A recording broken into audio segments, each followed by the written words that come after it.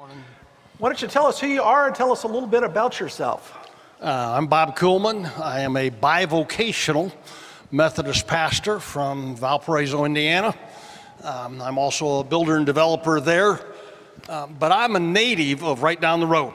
About 75 years ago, if you lived in Pike Township, you were my relative. And my parents are buried at the Little Bethel Church on 5252 West 52nd Street. That was my family's church. In some ways, it still is. About 15 years ago, I made a trip with Dave Byram, who's the East District superintendent right now, to Sierra Leone, and it transformed my life. Since then, I've been back to West Africa just about every year. 6 years ago, stepped into the role of executive director for Operation Classroom. So tell us a little bit more about Operation Classroom and maybe how we can get involved. I know you've got some slides that are going to be going through here as well on the screens. There's four things I guess I'd like you all to connect with this morning. The first is that the Methodist Church is a significant player in the countries of West Africa and Liberia and Sierra Leone. They've been there for nearly as long as they've been here in the United States. And when we go to West Africa, we're not going there to convert the heathen. In many ways, we're going there to learn from them and to respond to needs there. But there are some 300 United Methodist primary schools in Sierra Leone.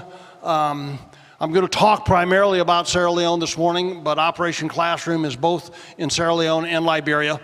There's about 55 high schools, or junior high schools and high schools in Sierra Leone. They call those secondary schools. They're junior secondary and senior secondary schools. And the second thing I'd like you to hear is that about 5 years ago, Bishop Yambasu, who is the resident bishop in Sierra Leone, good friend of Bishop Mike. In fact, we took Bishop Mike over there 3 years ago to do their ordination service at annual conference, and we tried to kill him. That service started at 10 o'clock in the morning. It finished up at 5 o'clock in the afternoon. It was about 95 degrees at King Memorial United Methodist Church in downtown Freetown, and the power went out. And Mike was wearing a black robe. We did get him back to the States all right. He's here this morning. But Bishop Yambasu challenged us a couple of years ago. I was up in his office in downtown Freetown looking out across the city. And Bishop Yambasu turned to me and he said, Bob, he says, we've got to find a way to put this country to work. What you see out there is an absolute recipe for disaster. Hundreds and hundreds of young men and women, many educated with high school and college degrees, but no jobs, nothing to do. How do we put this country to work?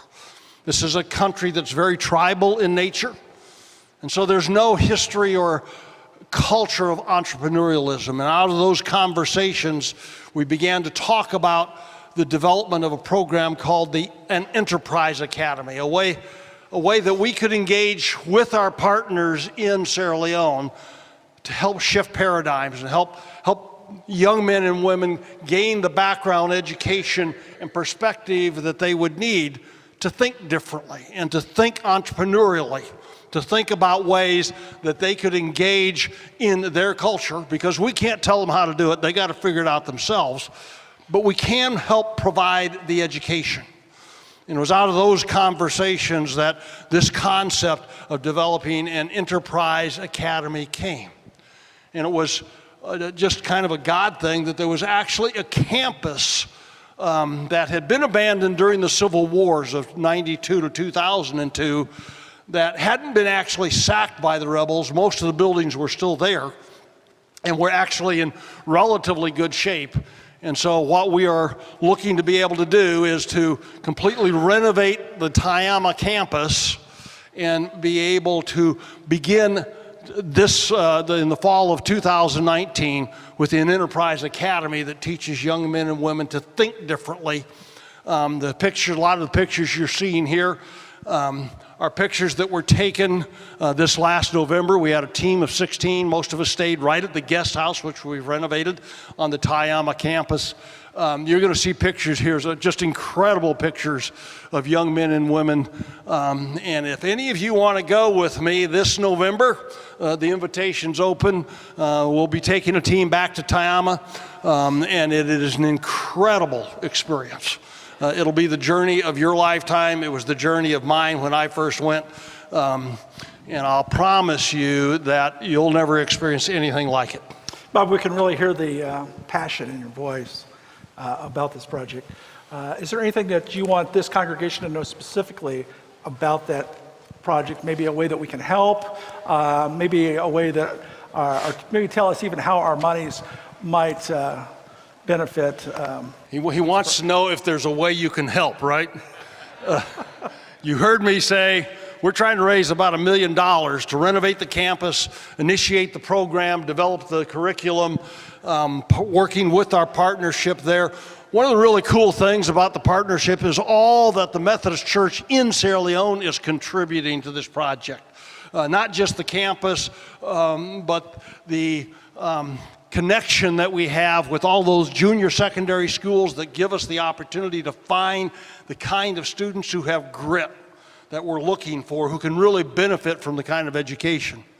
For you folks here, my prayer would be that in your connection with the Tayama Enterprise Academy, with Operation Classroom, that you would find as a church those things that might help give life to your church. That would cause you to be engaged in mission in the opposite side of the world in ways that would give meaning and significance and purpose to value to the things that you're doing, not just here, but because of the Great Commission on the other side of the world, when we go and we take the gospel and they share the gospel with us as well. There are incredibly good things about West African village life that we need to learn from them, and we have the opportunity to share so much together that it will not just change your personal life, it can help change, it won't change the life of this church, but it will add to it, and it'll help your church see the kinds of ways that you can be engaged in the mission of Jesus Christ to advance God's kingdom in the world. Bob, you've blessed us by coming down to speak to us today. We thank you for coming down all the way from Valparaiso in a different time zone. Yeah, we got up at 5. Well, we got up at 4:30. We left at 5:30, but we traveled to Indianapolis all the time, and this is home country, so we're coming home anyway. Friends, Bob Coolman. Thank you.